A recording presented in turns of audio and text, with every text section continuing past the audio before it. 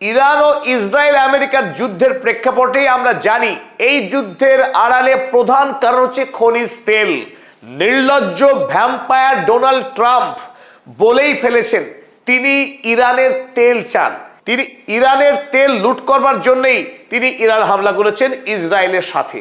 আর এই প্রেক্ষাপটে আমরা জানি গত 100 বছর ধরে মধ্যপ্রাচ্যে যত লড়াই হয়েছে সেই লড়াই কোনো না কোনোভাবে তেলের সঙ্গে সম্পর্কযুক্ত। এই অয়েল রিজার্ভ মধ্যপ্রাচ্যের পারস্য উপসাগরীয় 8টি দেশে কি পরিমাণ মজুত রয়েছে এবং মধ্যপ্রাচ্যের এই দেশগুলি প্রতিদিন কত লক্ষ করে ব্যারেল উত্তোলন করে তেল এবং তার মধ্যে কত লক্ষ ব্যারেল বিদেশে রপ্তানি করে। অর্থাৎ গোটা পৃথিবীর যে অর্থনীতি, গোটা পৃথিবীর যে জ্বালানি শক্তি, সেই শক্তির ক্ষেত্রে মধ্যপ্রাচ্যের আরব দেশগুলির কতখানি গুরুত্ব রয়েছে। গোটা পৃথিবীর অর্থনীতিকে আজও যদি আরব দেশগুলো, মধ্যপ্রাচ্যের উপসাগরীয় দেশগুলো যদি ঐক্যবদ্ধ হয়, সেই ক্ষেত্রে আমেরিকা এবং ইউরোপকে কিভাবে নাকে দড়ি দিয়ে ঘোরানোর শক্তি এরা রাখে তার কিছু গুরুত্বপূর্ণ অভ্রান্ত তথ্য আপনাদের সামনে আজকের এই ভিডিওতে আমরা তুলে ধরার চেষ্টা করব। আমরা প্রত্যেকেই জানি মধ্যপ্রাচ্যে তেলের সঞ্চয় রয়েছে, কিন্তু ঠিক কতটুকু সঞ্চয় রয়েছে? আমেরিকা, রাশিয়া বা চীন অন্যান্য দেশের তুলনায় এই মধ্যপ্রাচ্যের তেলের মজুত কতখানি বেশি, বা এই মধ্যপ্রাচ্যের তেলের গুণগত মানই বা কতখানি বেশি? পৃথিবীতে আর কতদিন এই তেল জ্বালানি হিসেবে অপরিহার্য থাকবে, যাকে এখন বলা হয় তরল সোনা? বর্তমান পৃথিবীর যে জ্বালানি, সেই জ্বালানির প্রধান সোর্স হচ্ছে এই খনিজ তেল। তাই আমেরিকা বা বর্তমান পৃথিবীর যে রাইজিং সুপার পাওয়ার চায়না, তাদের প্রত্যেকের দৃষ্টি এই তেলের দিকে, অর্থাৎ মধ্যপ্রাচ্যের দিকে। তাই এই মুহূর্তে বিশ্ব রাজনীতি বোঝার জন্যে তেলের হিসেব নিকেশ বোঝাটা খুব দরকার। চলুন আমরা শুরু করি। এই আলোচনায় আপনাদেরকে স্বাগত জানাচ্ছি, আমি অধ্যাপক আব্দুল হালিম। চলুন শুরু করি এবার। এই মুহূর্তে পৃথিবীতে খনিজ তেলের রিজার্ভে 1 নম্বর দেশ ভেনেজুয়েলা, যেখানে প্রায় 303 বিলিয়ন ব্যারেল খনিজ তেলের মজুত রয়েছে। 1 বিলিয়নের অর্থ 100 কোটি। এইরকম 303 বিলিয়ন ব্যারেল তেলের মজুত রয়েছে ভেনেজুয়েলা।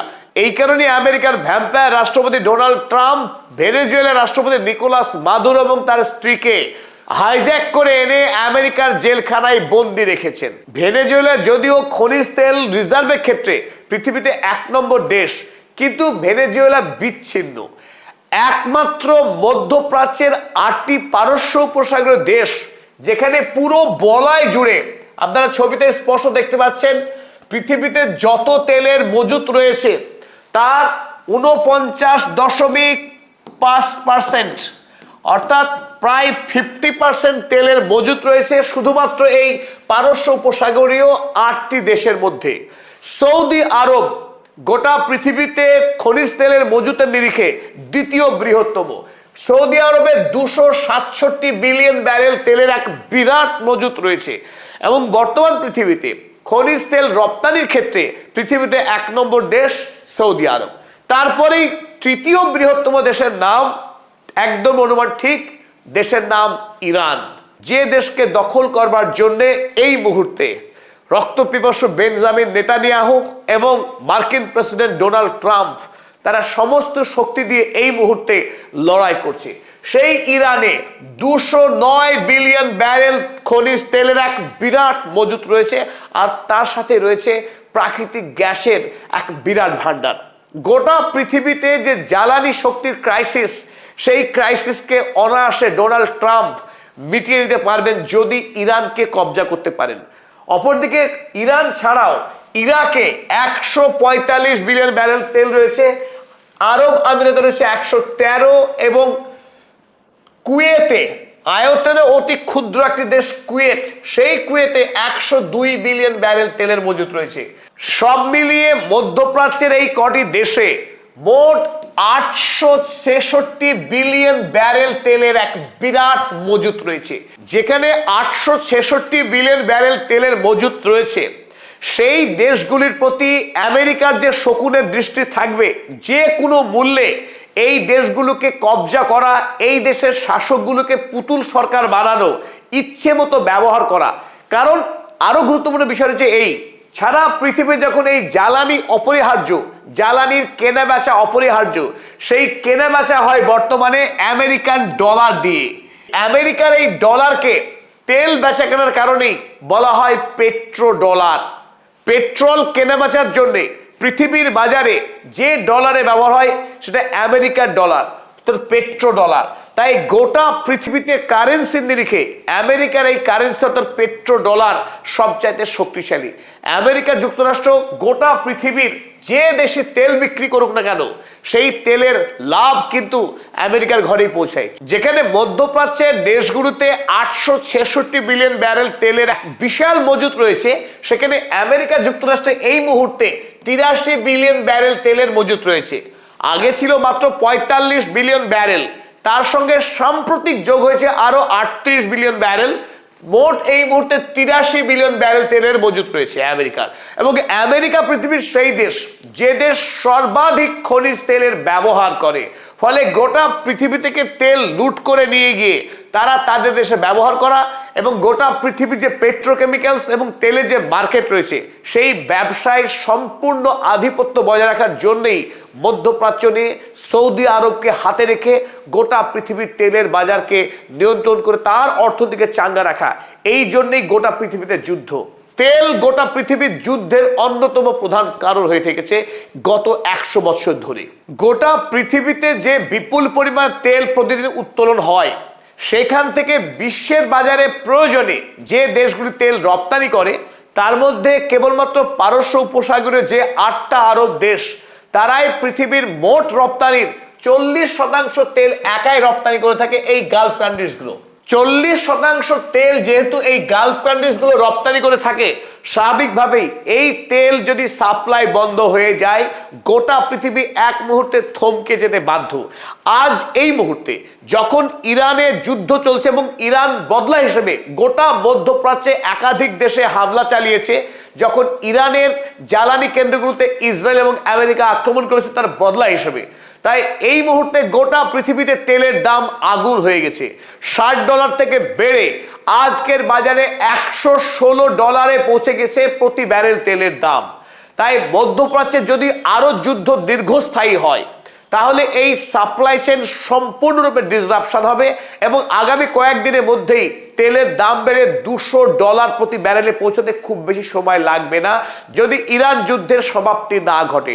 তাই এই মুহূর্তে যারা পৃথিবীর অর্থনীতিবিদ, যারা অর্থ বিষয়ে বিশেষজ্ঞ, তারা আশঙ্কা করছেন আগামী পৃথিবীতে খুব অল্প সময়ের মধ্যেই একটা বড়সড় অর্থনৈতিক বিপর্যয় আসতে চলেছে কেবলমাত্র এই জ্বালানিকে ঘিরে। চলুন আমরা দেখে নিই এই গালফ কান্ট্রিজগুলো পৃথিবীকে কি পরিমাণ তেল প্রতিদিনে রপ্তানি করে থাকে। সৌদি আরব প্রতিদিনে 6.05 মিলিয়ন ব্যারেল অর্থাৎ 60,50,000 ব্যারেল তেল প্রতিদিনে বিদেশের বাজারে রপ্তানি করে থাকে।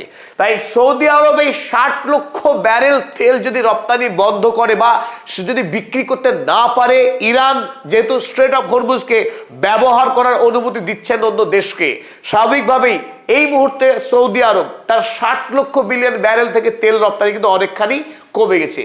আর তাই বিশ্বের বাজারে তেলের দাম এইভাবে বাড়ছে।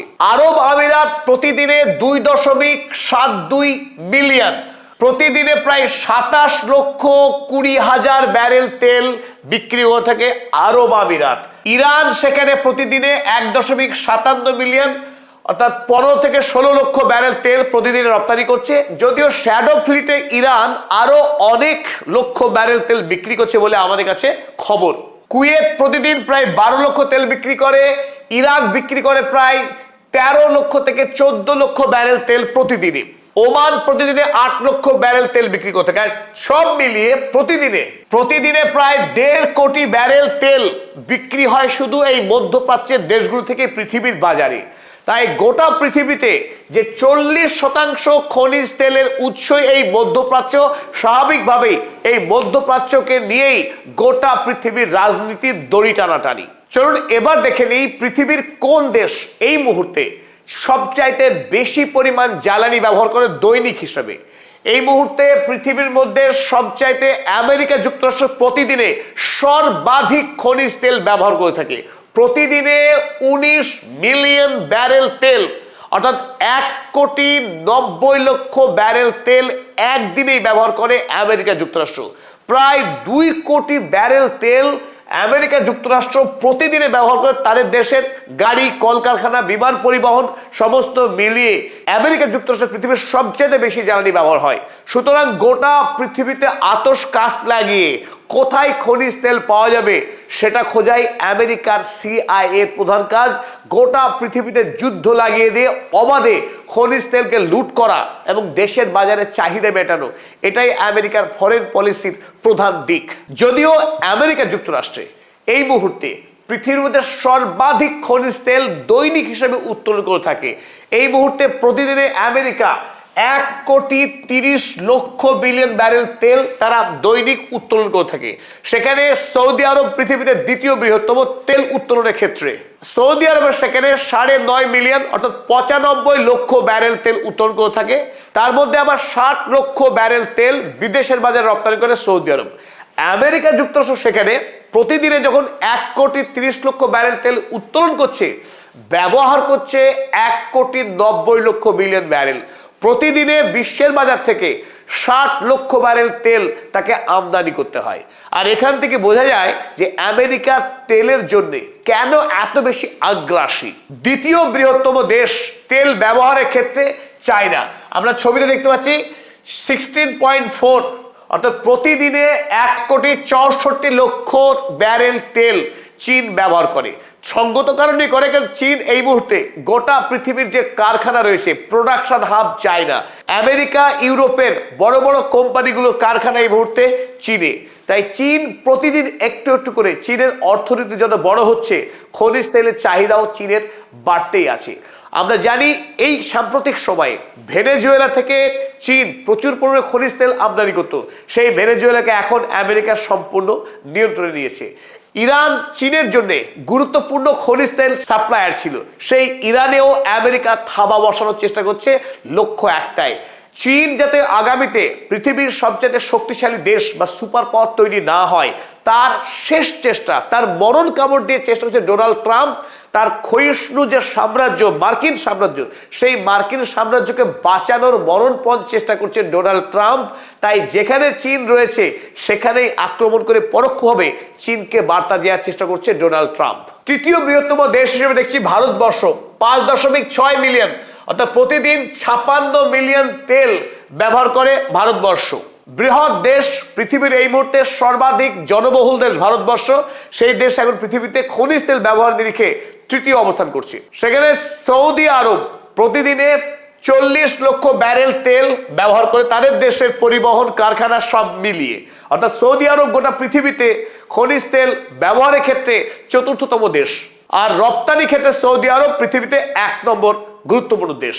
আর এটাও একটা গুরুত্বপূর্ণ কারণ, সেই 1973 সালে রিচার্ড নিক্সনের সঙ্গে সৌদি আরবের বাদশাহ ফয়সাল বিন আব্দুল আজিজ তার সঙ্গে চুক্তি করেছিলেন সেই পেট্রো ডলারের। অর্থাৎ সৌদি আরব কেবলমাত্র মার্কিন কারেন্সি ডলার, মার্কিন ডলারের মাধ্যমে খনিজ তেল বিক্রি করবে এবং সেই মার্কিন ডলারেই সৌদি আরবের তেলের দাম নির্ধারিত হবে।